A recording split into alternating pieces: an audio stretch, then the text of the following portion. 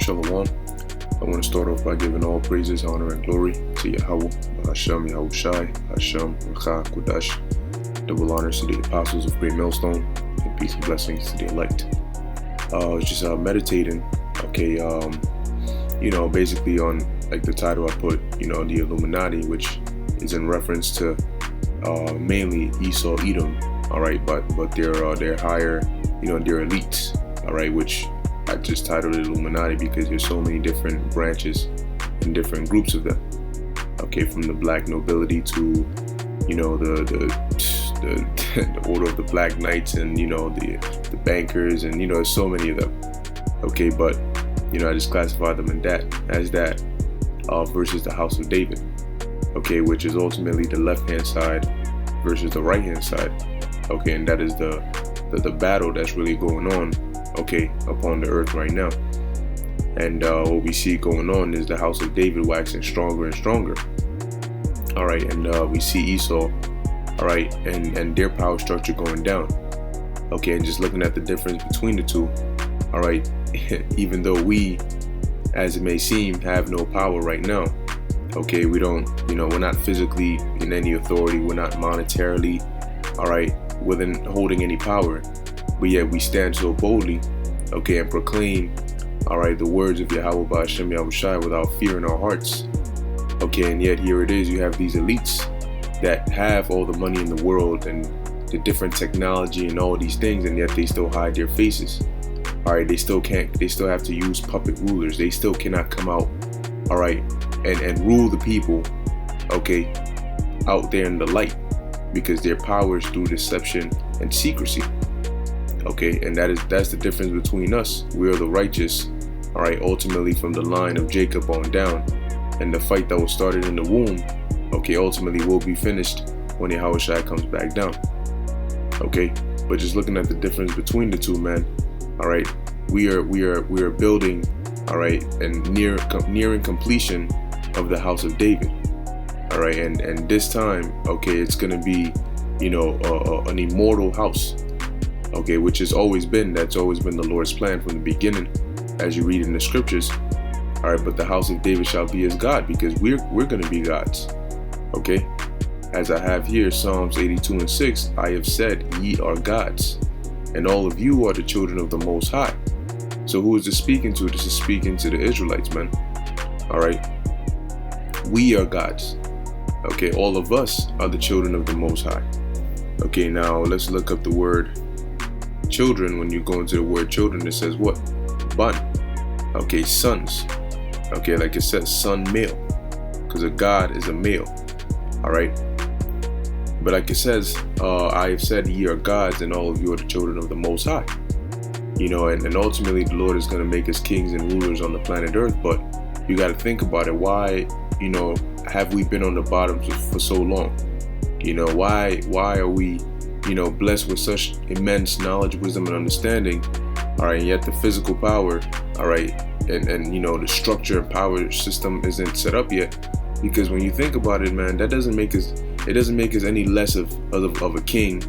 All right, whether we're having crowns on our heads, sitting on thrones, or whether we're prophesying on the street, man. Because it doesn't look, man, that's not ultimately what makes you a king. All right, it's not about how fly you dress or how much gold you own.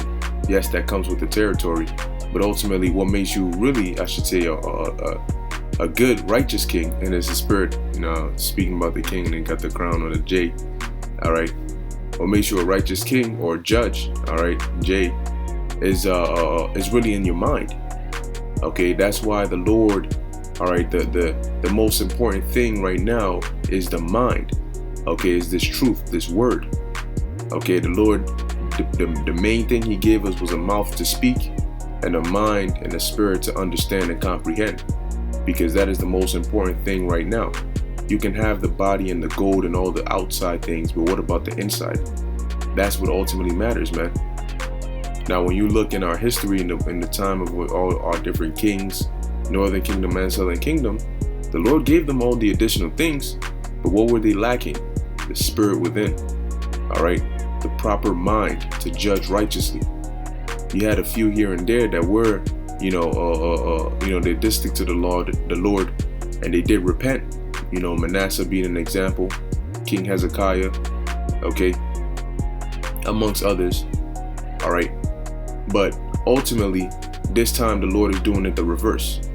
All right, He's saying, no. This time I'm gonna start off with your mind. See, that is the hard part. Making sure you have your mind right, being able to judge righteous judgment. That's why the Lord has, all right, us go through certain situations that we go through, man. And of course, He starts. It seems like it's on a minor scale. Certain conflicts that might arise, certain questions that might come up, how we judge them based on the scriptures. Certain advice that brothers and elders give. Okay, the Lord is doing that to prepare us, so that when it comes to being on a large scale, where you might have to do that over, a certain portion, so on and so forth, we will have the ability to do so. Okay, but it all starts with your mind, man. The Lord is preparing us spiritually and mentally. The new body is simple. You can just take our spirit out of this one and put it there. The physical building of the kingdom, that's light work. The scriptures say that the strangers, the heathens, they're going to build our walls. All right, but it's building an Israelite in spirit. That is what's taken all these years, because it takes time. You hear this word, it's like planting, and you have to give it time to grow, to seed, to nurture, to actually grow out the earth and bear fruit. Okay, and the Lord is being patient with us and allowing us to have that opportunity, because we're going literally from here, we're being prepped, and we're going from here straight into rulership. So we need to have that spirit. All right, and ultimately that's what the house of David is going to be doing. All right, the house of David is going to be the new power structure upon the earth, upon the true new world order, which will be established when Yahushua comes back. All right, and it's going to be Yahweh, Bahashem, Yahushua, and then the house of David, man. Okay, the elect. All right, so that's why we labor and do what we do right now, because we are gathering the house of David, just as Thanos was gathering the Infinity Stones. All right, to ultimately have the power of all those stones in that gauntlet. Okay, now moving on. This is Amos chapter 9 and 11. It says, "In that day will I raise up the tabernacle of David that is fallen." Now, the scriptures say that, all right, because the time in which the Lord is raising up the house of David is at the same time in which the man of sin is being revealed. Now, what was in common between the two of these events is that there had to be a great falling away first. Okay, so as it says in Amos 9 and 11, "In that day will I raise up the tabernacle of David that is fallen," because we did have a great falling away. We did fall from our power, and we fell real low. Not only did we lose our power, because for a couple centuries we knew we were Israelites, even while not being in power, but ultimately we lost all of that.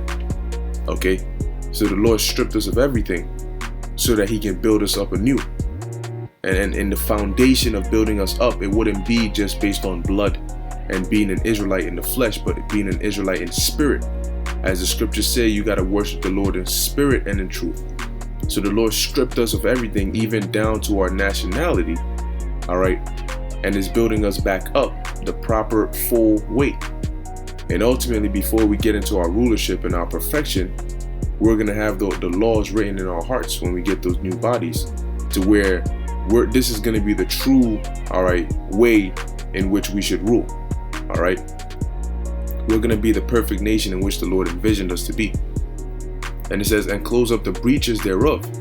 Okay, because the house of David ultimately is not just the southern kingdom, it's not just the tribe of Judah, all right, it's the whole nation, from Judah on down to Issachar. But as of right now, you have breaches. There's been breaches ever since the split of the kingdom. Okay, but the Lord says what? He's gonna close up the breaches, man. It tells you in I believe it's if I'm not mistaken, you know what, I can't remember the quote, but I'll just paraphrase it. But it mentions how the envy of Judah shall not vex Ephraim. Okay, so we're gonna come back together and be one stick, all right, and be one nation, and all those different breaches and the differences between us is all gonna fade away. See, right now, even amongst different, groups, different camps, different denominations, there's a difference. All right. And it's ultimately through doctrine, but in the kingdom, we're all going to be of one mindset. All right, we're all going to be of one spirit, so it's all going to be all love, no separations, no divisions. It says, and I will raise up his ruins, and I will build it as in the days of old. So what are we doing spiritually right now? It's just as though, all right, basically we're doing what Zerubbabel and Joshua the high priest were doing, all right, when they were let back, okay, under the decree of Cyrus, all right, which was ultimately the Most High that put the spirit on him to do so. But that's what we're doing. Instead of physically, we're doing it what? Spiritually, gathering the elect, and not just gathering them, but building them up. Okay. See, when we gather the stones and the bricks and the gold and all the different materials that we're going to use to build the house of the Lord, the third temple, now that you've gathered it, you got to build it. That's why we're consistently doing these videos, because we're not only waking up the elect, but we have to build up each other and the newcomers. Okay, and that's why we're a body that continues to grow, that continues to push this word, man. Okay, it is our job to do so. Okay, it says that they may possess the remnant of Edom, and of all the heathen which are called by my name, saith the Lord that doeth this. And ultimately the remnant of Edom in this verse is talking about the land, okay, but the people as well, all right, for a time period. But we already know, pursuant to the book of Obadiah, that Esau, Edom, after they serve their judgment, they're just going to be gone. Whatever's going to happen to them after that, we'll find out, whether the Lord is going to, exterminate their spirits, or renew it and put it within different heathen nations. We don't know, but we'll find out. Okay, but as of what we do know, that's what we're focused on right now. It says, and all of the heathen which are called by my name, saith the Lord that doeth this. All right, now from there we're going to go here, all right, because that's ultimately Amos 9 and 11 is why Yahushua said in Matthew 16 and 18, all right, and I say unto thee, thou art Peter, and upon this rock I will build my church, and the gates of hell shall not prevail. Okay, now if you can receive it, Peter, the apostle Peter, was, all right, King David coming back in the reincarnation. All right, the spirit that was within the man, all right, Dawadah, Malak Dawadah, King David, that same spirit, all right, in process of time came back within Peter.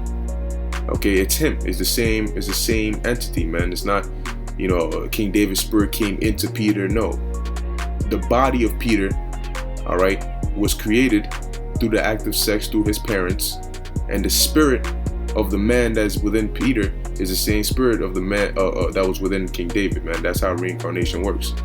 All right, that's why Yahushua said this, because ultimately, what is the church, man? The church, all right, is right now is the elect. Okay, so the Lord said, I will build my church upon this rock. All right, and that church is what is the house of David. Okay, but this time we're starting off. See, back then, they were physical with it, but now we're spiritual. Okay, because we've experienced the physical side, and now we're experiencing the spiritual side. Okay, and in the kingdom we will have the perfection of both. Now it says, and the gates of hell shall not prevail. Okay, so ultimately, whatever comes against us, all right, as it says in Ephesians 6, that we wrestle not against flesh and blood, but against principalities and high places, man. Okay, eat wickedness in high places. So ultimately, nothing Esau, Edom is going to do against us. The scriptures say, no weapon that is formed against thee shall prosper. All right, now, even ultimately death. Okay, death is not going to prevail against us, because our Lord, our King Yahushua, guess what? He already defeated death. And when you look at it, all right, everything has a right hand and a left hand side. See, the God of the left hand side, all right, in their minds is Satan. All right, and on the right hand side you have Yahushua. Okay, of course the Most High is above everything, but under that you have Yahushua on the right hand side and Satan on the left hand side, right? Now these elites are thinking, oh yeah, we're serving Lucifer and so on and so forth, not realizing they've already lost the battle, man. Yahushua defeated Satan a long time ago. So we already got the victory, man. Our house All right, starting with our leader already got the victory. So we are the house that will prevail. Okay, the house of David. You know why? Because the spiritual always triumphs the carnal. The spiritual, all right, can do what the carnal does and what the spiritual does. The carnal can only do what the carnal does. You see? When the Lord gives us that power, and ultimately when he comes down and the time is right, because as it says in Ecclesiastes 3, there's a time for everything, we're going to have physical power, okay? Physical, actual power, we're going to have that. And we're going to have the ability of spiritual power. So Esau can only have one, but we can do both, man. Okay? And that's the blessing, man. Okay, we ultimately have the greater blessing. And ultimately what's written about is that we're going to win by predestination, man. So the house of David versus the Illuminati, the outcome is already written. All right, and the outcome is that we are going to win. All right, we've already won. The battle is already ours. It's just playing out. It's manifesting now. So no matter what we have to go through in these times to approach us, it's only to make for a good story. All right, right now we're looking at it's all for cinematics to make for a good story where it looks as though we're in a real tight position. Hey, it says when the enemy shall come in like a flood, Isaiah 59:19. All right, it has to look like that, to make for that great story, man. But ultimately, we understand that the underdog or the protagonist is going to win. And the protagonist in this world is the house of David. All right, the elect. So it's very important that we continue to do these works, all right, and continue to build. We're not done. We're very close, but very close does not mean you're done. Just because you see the finish line doesn't mean you've crossed it. There's a clear distinction between the two. All right. We have to keep on running until we pass the finish line. Okay? For so long, we're getting closer and closer and closer, but we're still not there yet. So we got to keep on going. Okay? So ultimately, that's why Yahushua said that. All right? Because it's through the spirit of Yahushua. Because what are we? This is ultimately Yahushua's church. Because we're in the body of Yahushua. Okay? Now, moving on. And we're going to continue to grow and ascend. Okay, it starts off by, you can read the process in Ezekiel, the 37th chapter, but it starts off with us, hearing this word and, learning and growing. And then ultimately we're going to keep growing and hit a certain point where we're going to surpass different levels that haven't been seen on the earth before. All right, Zechariah 12:8. In that day shall the Lord Yahweh, Bahashem Yahushai, defend the inhabitants of Jerusalem. All right, so the Lord is going to defend us. It says, and he that is feeble among them at that day shall be as David. And when you read about David, David was a mighty man. Okay, David, man, read about the Acts, read the book of Samuel, man. Okay, David the Lord was definitely with David, man. He did a lot of great things. Okay, it says, and the house of David shall be as God. Okay, so we're going to be an established power, all right, upon the face of the planet Earth. Okay, as the angel of the Lord before them. Okay, so when that time comes, man, you're not going to look, man. You're not going to be able to defeat us, man. You ain't going to be able to defeat a God. We're going to be immortal. All right, we're going to have understanding and knowledge of man. It's just going to be crazy. Okay, it's going to be crazy, man. We're going to have archives of everything in our mind. Okay, we're going to be able to remember our past lives, and hey, it's gonna be insane, man. And then thinking on that aspect, that's just the body that the Lord is gonna give us. That alone, all right, it's gonna take time to really fully understand the hidden features in which the Lord has put within our new bodies. Okay, to allow us to perform certain acts and do certain things and think a certain way. It's just gonna be glorious. Okay, and then to comprehend all the other aspects of our new life, how it's going to be forever, we're going to spend all of eternity just enjoying ourselves in righteousness. And people might think it sounds corny, in righteousness, but righteousness can be very fun. Okay, righteousness does not mean, you wear a robe all day and levitate and meditate inside a cave somewhere. No. Okay? You can party in righteousness. You can have women in righteousness. You can eat in righteousness. You can dance in righteousness. You can rejoice in right. You can do all these different things you want to do in righteousness. All right. Of course, you can deal with women. You can sleep with women in righteousness, meaning they're single. They're your woman. You know. But people think righteousness means you don't deal with any woman at all. No, that's not how it works, man. All right. But we're gonna get blessed on top of blessings, man. Verse 9, it says, "And it shall come to pass in that day that I will seek to destroy all the nations that come against Jerusalem." So the Lord is going to be our guard and our power, man. Man, it's going to be an overpowered situation, man. Okay.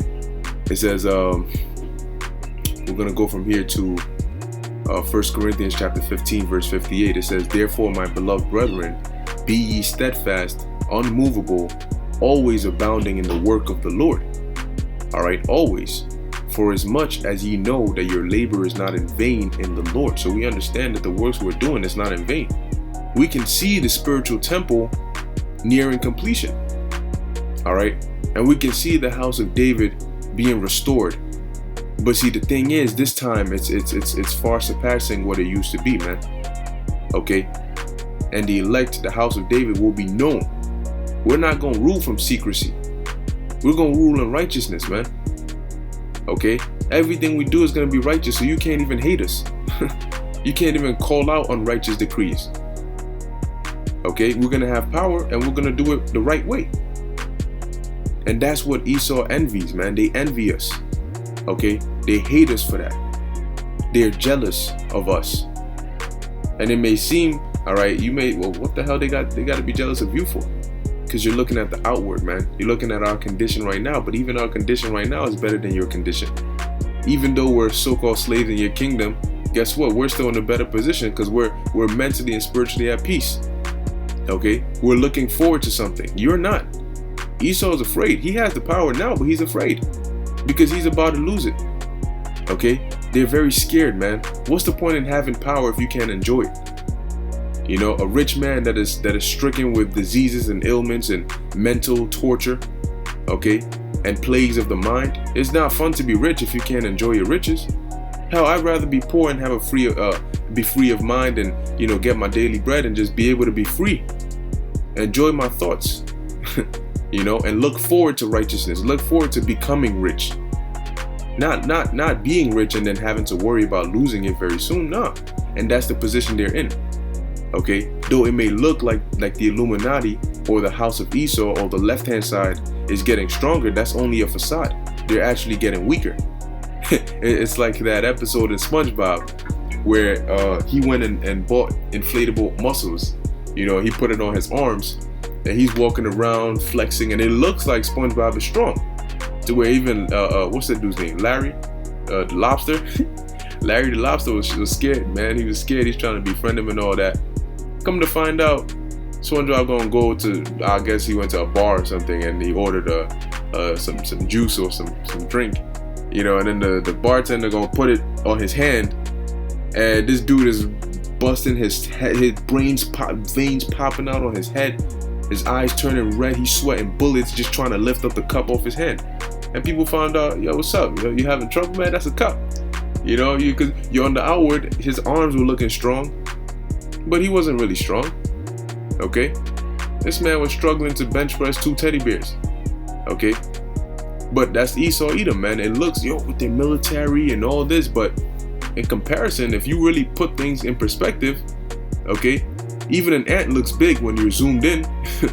All right, but when you really zoom out and put things in perspective, you're like, hold up, that's a very small ant. But zoomed in, it looks, damn, look at his mouth. Look at the little hairs on it. Damn, yo, that thing looks dangerous. And then you zoom out and you're like, man, look how, man, come on, man.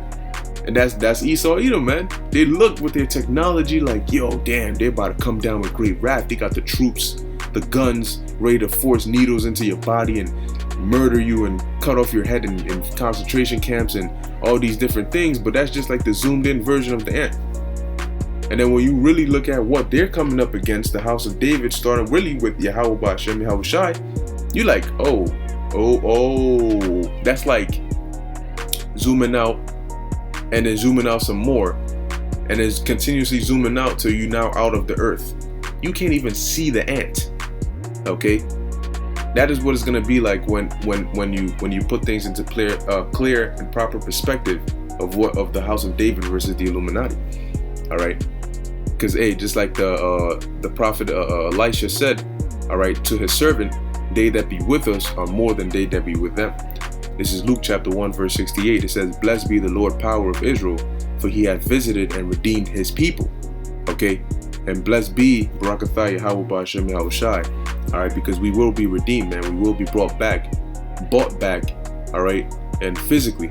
Okay, and we're ultimately gonna get our peace, man, our rest. But right now is that great and final battle before we get that. Verse 69, "And hath raised up an horn of salvation for us in the house of his servant David." All right, and ultimately that starts, all right, with the Yahushai being that root and offspring, all right, the seed of David, okay, to buy us back, okay, and to ultimately restore the house of David. Okay, so I'm going to finish it off here in Revelation chapter 5 verse 10. Oh boy, I start at 9. It says, "And they sung a new song, saying, Thou art worthy to take the book." And who is this thou? It's talking about Yahushua. "And to open the seals thereof, for thou wast slain," all right, being put on the cross, "and has redeemed us to our power by thy blood, out of every kindred and tongue and people and nation." Now notice it didn't say he redeemed every kindred, but he redeemed us out of every kindred and tongue and people and nation. All right, it's very key that you pick that out, because pursuant to the curses, Deuteronomy 28 and 64, we were scattered into every kindred, tongue, people, and nation. So he redeemed us, those that were scattered, out of the places where we were scattered.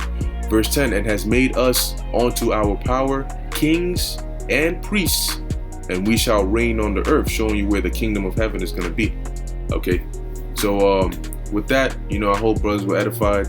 Okay, we have a great, victory coming our way, man. So what we can do is just continue to build the house of David, all right, and just get ready for this victory, man.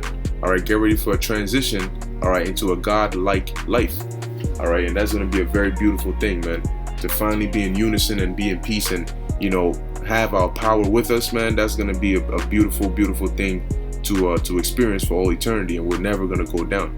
All right, our kingdom is going to be an everlasting, immortal kingdom. All right, and everybody ultimately is going to love it, even the heathens. All right, everybody's going to love it, man.